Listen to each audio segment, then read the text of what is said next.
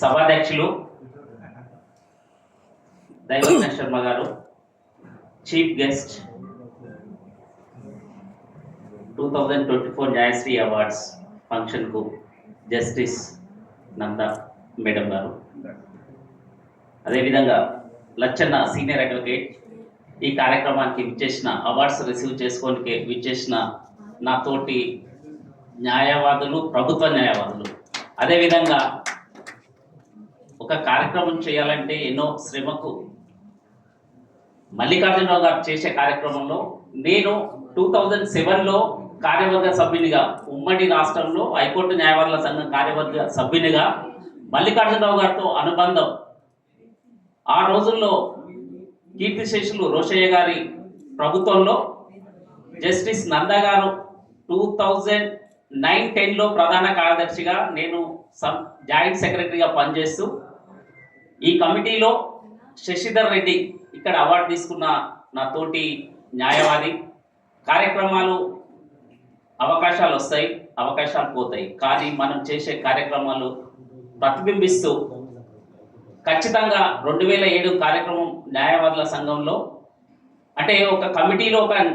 నిర్ణయం తీసుకోవాలంటే ఎగ్జిక్యూటివ్ కమిటీలో, అదేవిధంగా 2009-10 సుప్రీంకోర్టులో న్యాయవాదుల అసోసియేషన్, సుప్రీంకోర్టు న్యాయవాదుల సంఘంలో ఫోటోగ్రఫీ అంటే ఒక అడ్వకేట్ ఫోటో ఉంటే వెంకటరెడ్డి 10 మంది ఉంటారు, ఆ ఫోటోని బట్టి వాళ్ళ అడ్రస్ని బట్టి అంటే జస్టిస్ నందా గారు ఆ రోజుల్లో 2009-10లో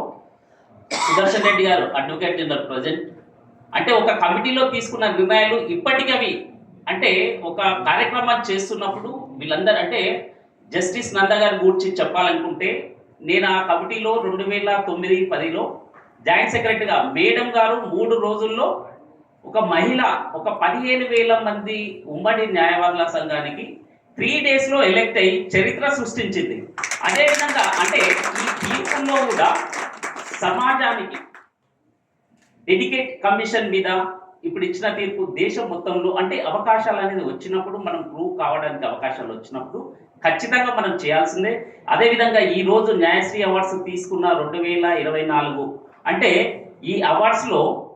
గడ్డం కిరణ్ కుమార్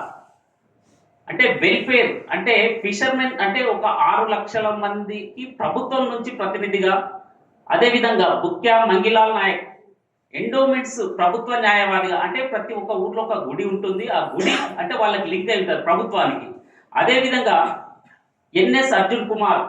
సివిల్ సప్లైస్ అంటే ప్రభుత్వంలో ప్రతి ఒక్క విలేజ్కి ఒక డీలర్, ఒక వ్యవస్థ, ఒక ప్రజాప్రతినిధి అంటే వీళ్ళు చూజ్ చేసుకోవడం కూడా ఒక వ్యవస్థలో. అదేవిధంగా మా ప్రధాన కార్యదర్శి శాంతి భూషణ్ రావు అంటే ఈ కమిటీలో ఈ వీళ్ళ అందరినీ అంటే ఎక్స్పీరియన్స్, ఎలెక్ట్, సెలెక్ట్, అదేవిధంగా వాళ్ళు చేసే సర్వీసును గుర్తించి